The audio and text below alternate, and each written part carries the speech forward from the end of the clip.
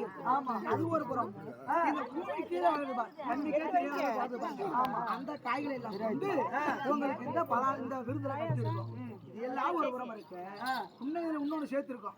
என்ன சேர்த்திருக்கோம்? ஐயா தரமான பருப்பு